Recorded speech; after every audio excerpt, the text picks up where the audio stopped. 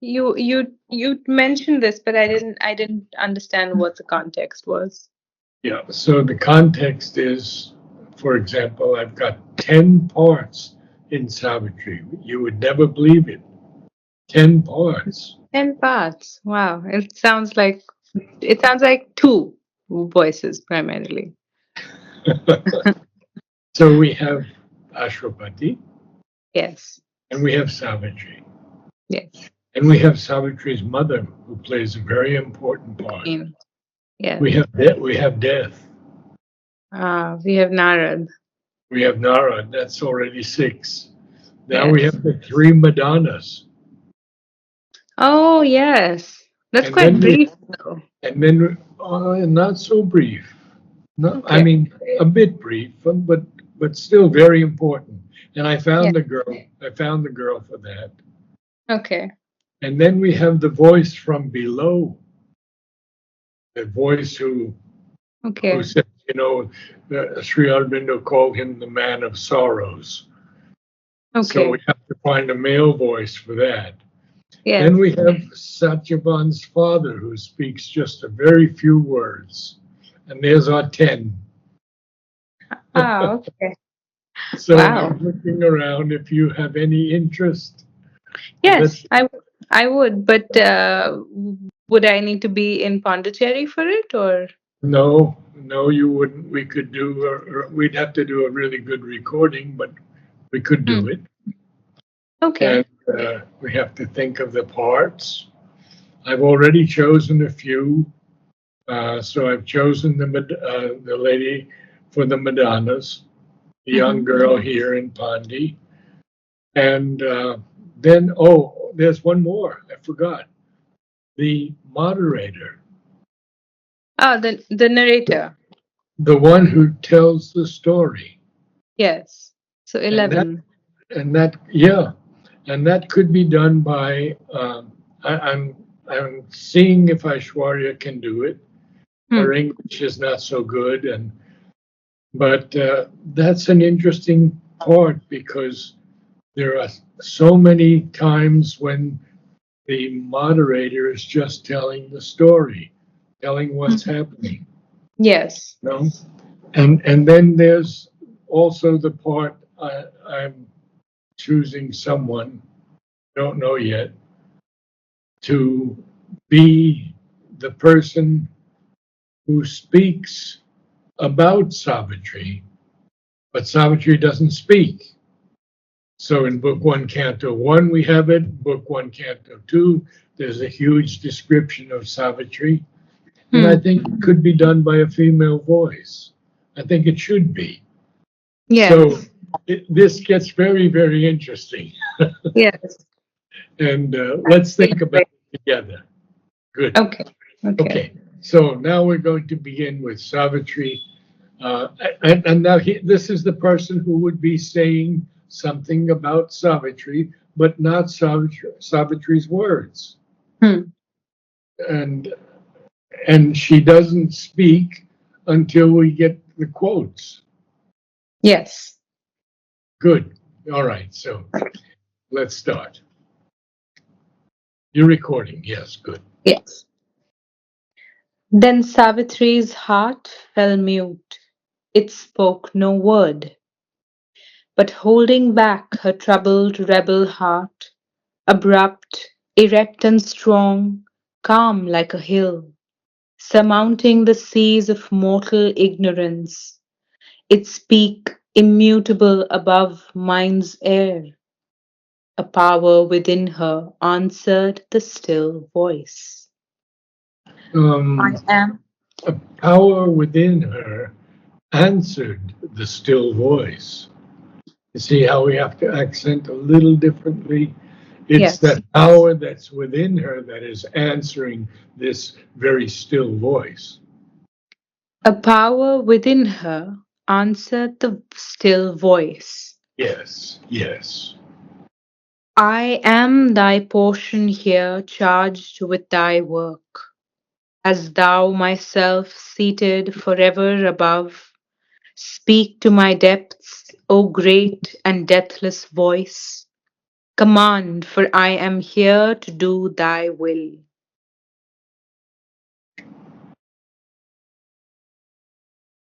Quite clear, no?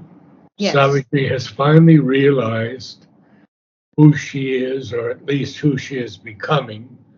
I don't know if she realizes that she's the Divine Mother yet, but she is thy portion, the Divine's portion that is charged here on the earth with thy work, with the Lord's work.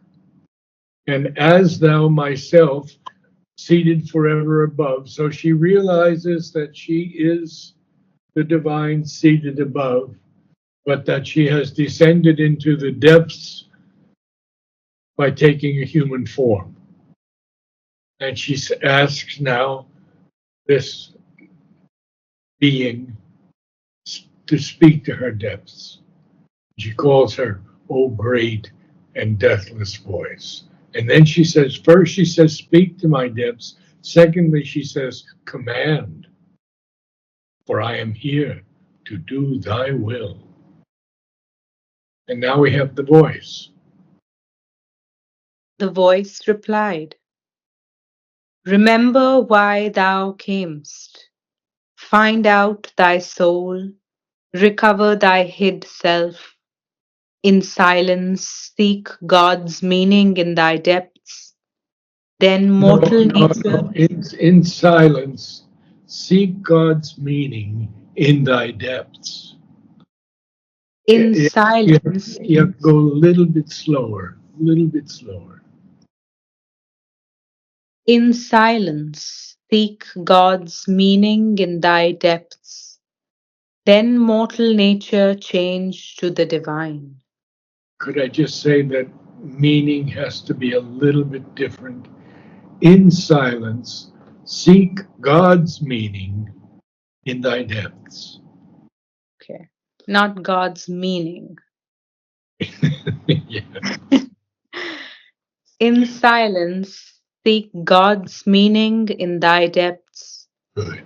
Then mortal nature change to the divine. Open God's door, enter into his trance. Cast thought from thee, that nimble ape of light. In his tremendous hush stilling thy brain, his vast truth wake within and know and see. So we have quite an important passage here because, first of all, we ha- she tells her to change your mortal nature into the divine. Well, that's what's mother's telling us all the time, every day, every moment. Change your mortal nature into the divine. Then she says, open God's door. What is God's door? Well, it's it's the infinite, and enter into his trance. And trance here I see as a little different than just an ordinary trance. It's this infinite trance. But then she's very clear. She says, first of all, you have to cast thought from thee. Because thought is a nimble ape of life. Isn't that a wonderful line? Huh? Thought is a nimble ape of light. It imitates life, but it's like a monkey. It just apes life. That's nimble ape of life. And then she goes on and say, in his tremendous hush, stilling thy brain. Now, this is what Sri Aurobindo is asking us all the time. Still your brain, still your mind. Feel that tremendous hush of the empty mind. And then you can see his vast truth waking within yourself, and you can know, and you can see. Got it? Yes. Okay, you have a question? No. Okay, so let's go. Continue. Cast from thee sense that veils thy spirit's sight. In the enormous emptiness of thy mind, thou shalt see the Eternal's body in the world. Know him in every voice heard by thy soul. In the world's contacts meet his single touch. All things shall fold thee into his embrace. Yeah, but I'd be a little bit, all things shall fold thee into his embrace. It's so beautiful, such a beautiful line. A little slower, huh? Yes. All things. All things shall fold thee into his embrace. Conquer thy heart's throbs. Let thy heart beat in God.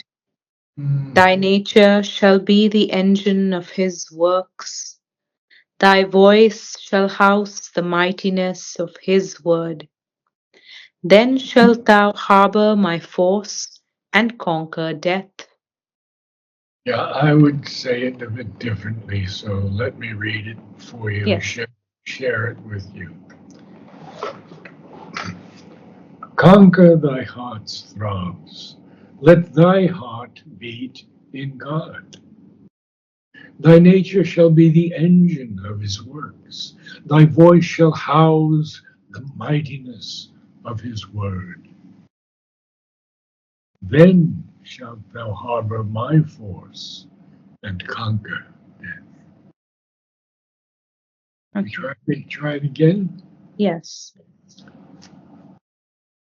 Conquer thy heart's throbs.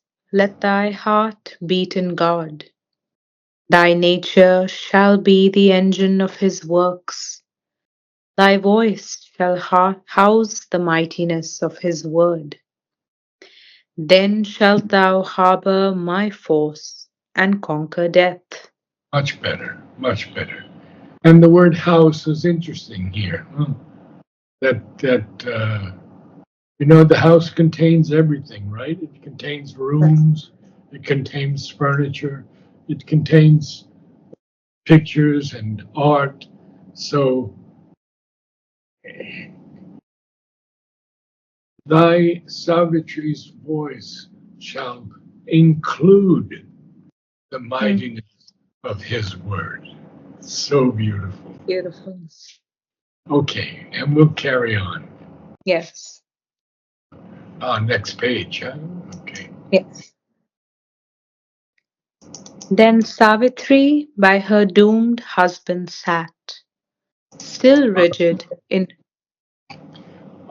This is very interesting because um,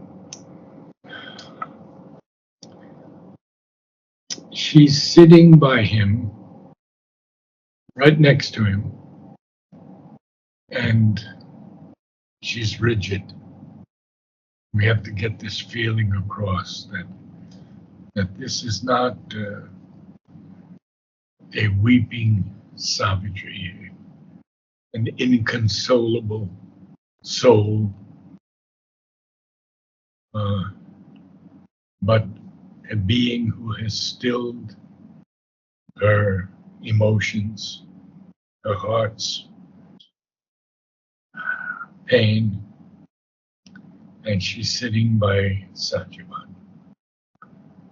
Convey that to me.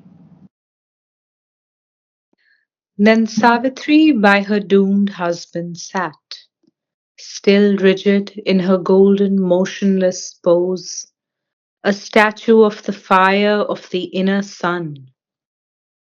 In the black night the wrath of storms swept by. The thunder crashed above her, the rain hissed, its million footsteps patted on the roof.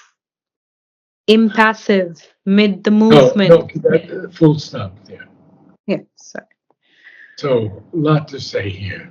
First of all, you're reading words again, and you're reading them very well, but not conveying the intensity of this moment. So we have certain extraordinary lines. We have Savitri sitting very motionless, Hmm. but she's golden. She's golden, and she's a statue of the fire of the inner sun.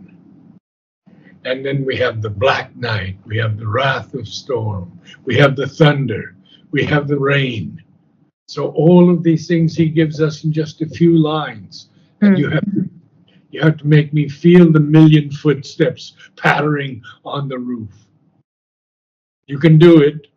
Yes. Then Savitri by her doomed husband sat, Too still fast. rigid. It's too fast. Then Then, by her doomed husband sat. then Savitri by her doomed husband sat, still rigid in her golden motionless pose, a statue of the fire of the inner sun. In the black night, the wrath of storm swept by. Can you The not change your thunder. voice? Can you not change your voice in the black night? In the black night, the wrath of storm swept by. Yeah. The thunder crashed above her. The rain hissed. Its million footsteps pattered on the roof. Yes. Impassive, impassive mid the movement and the cry. Witness of the thoughts of mind, the moods of life. She looked into herself and sought for her soul. Okay, now we know that she has not yet found her soul. Hmm. Interesting, So huh? where is the voice coming from?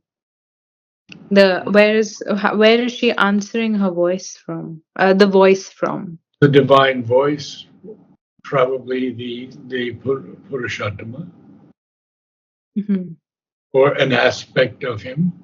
I wouldn't Okay. even, it can't be the gods because this is above the gods where this is taking place. Yes. So we see now that she is impassive, that she has no emotion. She's unmoved. She's calm, serene. Mid the movement and the cry. What is this movement and the cry? All I can think of is the movement of life and the cry of birds, the cry of animals, all the sounds, the movement and the sounds. Mm. Witness. She's a witness now. She has that witness consciousness, Mm. witness of the thoughts of mind and the moods of life. Therefore, she is able to look into herself, and she is able to seek for her soul. Now, do that again for me. From then Savitri by her doomed husband. And we have a little extra time today, so we're going to use it. Then Savitri by her doomed husband sat, still rigid in her golden motionless pose, a statue of the fire of the inner sun. In the black night, the wrath of storm swept by. The thunder crashed above her. The rain hissed. Its million footsteps pattered on the roof. Impassive mid the movement and the cry. Witness of the thoughts of mind, the moods of life. She looked into herself and sought for her soul. Okay, now we have to go into a kind of different feeling about this dream that is disclosing to her her past. Now you're the narrator, and you have to tell me what's happening.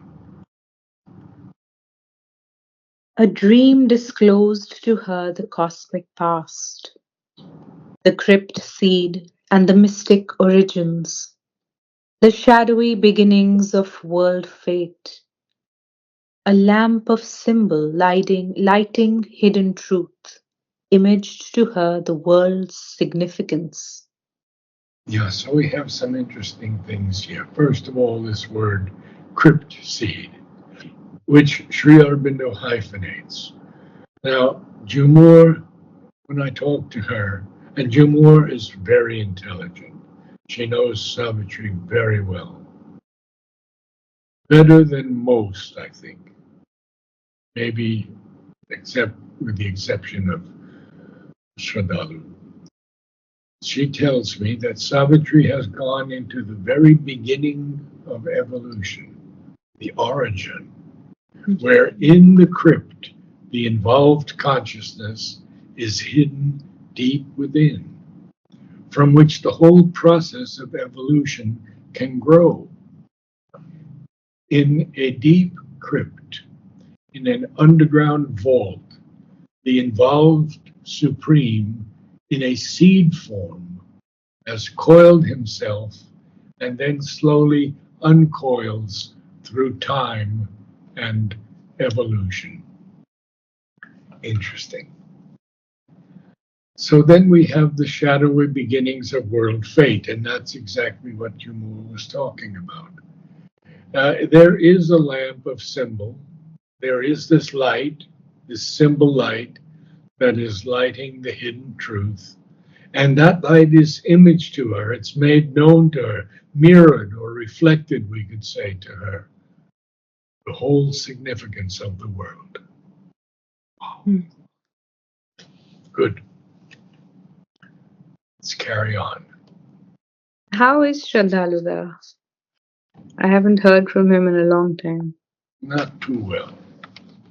He's he's having problems with his body. Mainly, it's what do you call it when you keep bringing up your food? Hmm. That's Uh, his main problem. like a reflux? Acid reflux? It's an acid reflux, is basically what it is. And he's Hmm. been taking all kinds of Ayurvedic and homeopathic things, but nothing's really helped him yet. The second thing is that he's simply exhausted. He Hmm. spent 15 days with a group in France giving the meditation thing.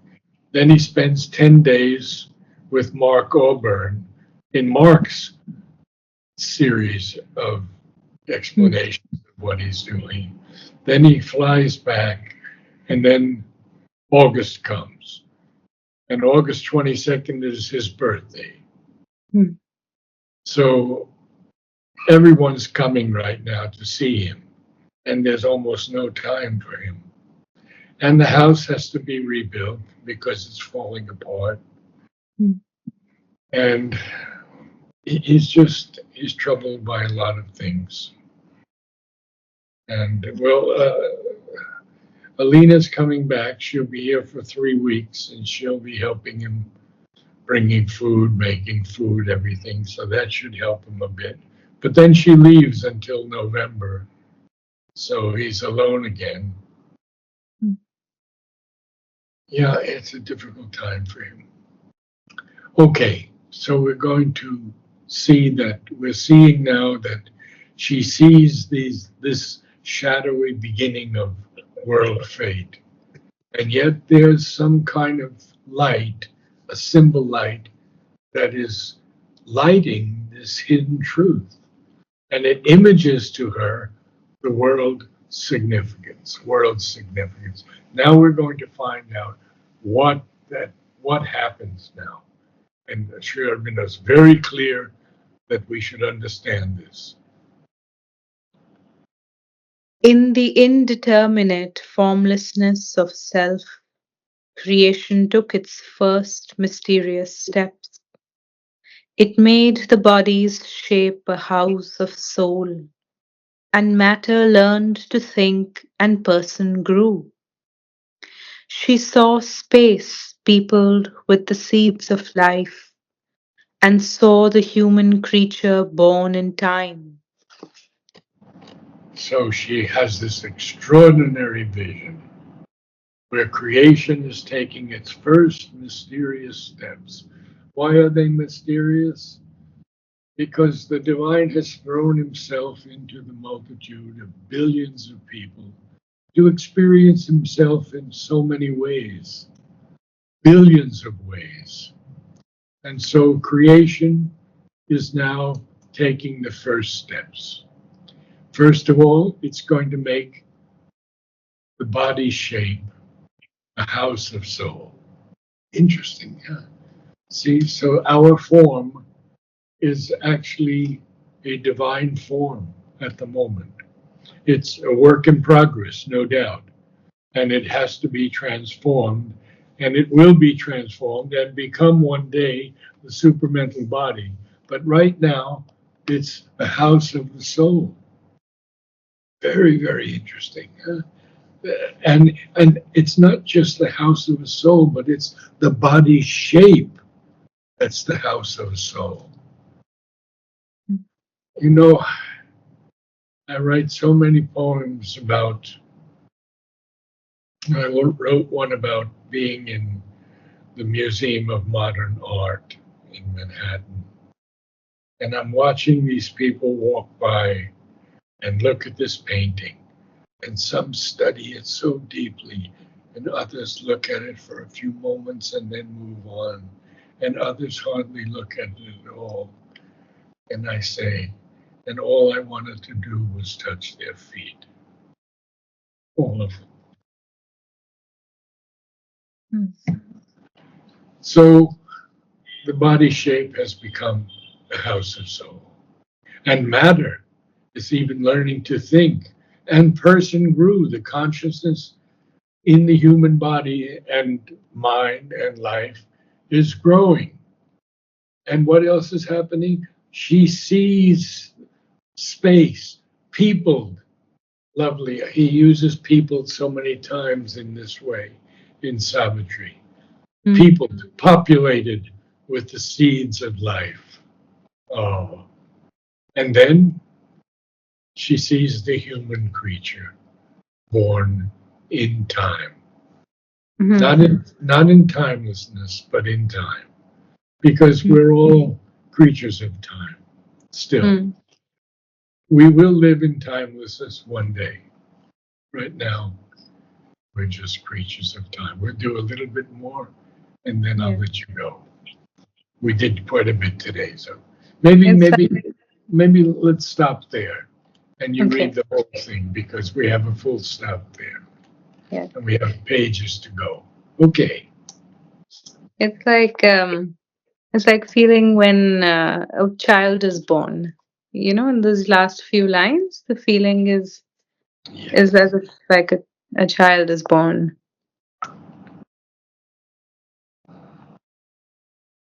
Then Savitri's heart fell mute.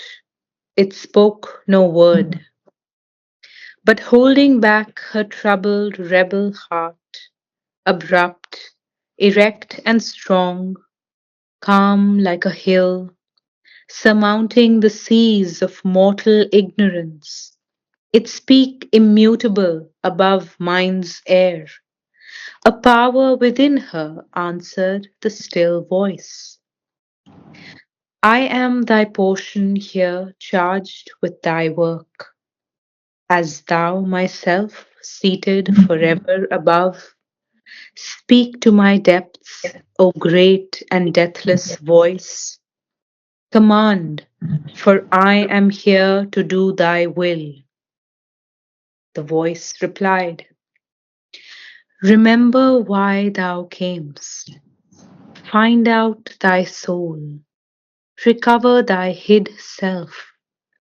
In silence, seek God's meaning in thy depth. Then mortal nature change to the divine. Open God's door. Enter into his trance. Cast thought from thee, that nimble ape of light. In his tremendous hush stilling thy brain, his vast truth wake within and know and see. Cast from thee sense that veils thy spirit's sight. In the enormous emptiness of thy mind, thou shalt see the Eternal's body in the world. Know him in every voice heard by thy soul. Very good. In Very the good. world's contacts, meet his single touch. All things shall fold thee into his embrace. Conquer thy heart's throbs. Let thy heart beat in God. Thy nature shall be the engine of his works. Thy voice shall house the mightiness of his word. Then shalt thou harbor my force and conquer death. Then Savitri by her doomed husband sat, still rigid in her golden, motionless pose, a statue of the fire of the inner sun.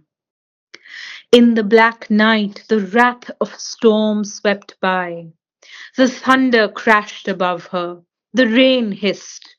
Its million footsteps pattered on the roof.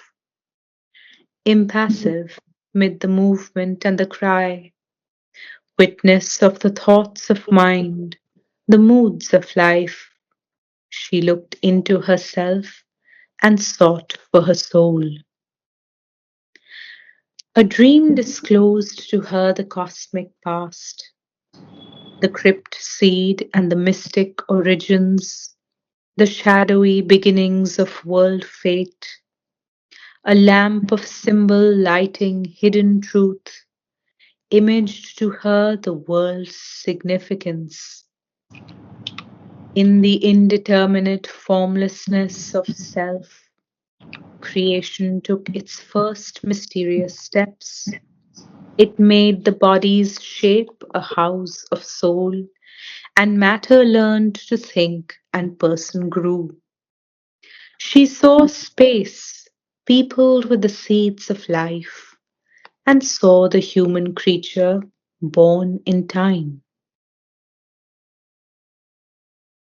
Conveying Hmm. that feeling to the world, that feeling of each line of Savitri.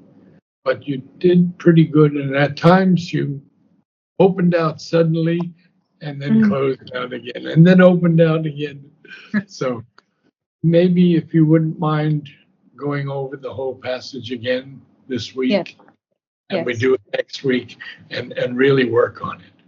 Okay? Okay. Yes, What? yes. We will. Okay. Thank you, Narji. Namaste. Thank you. We will. Thank you.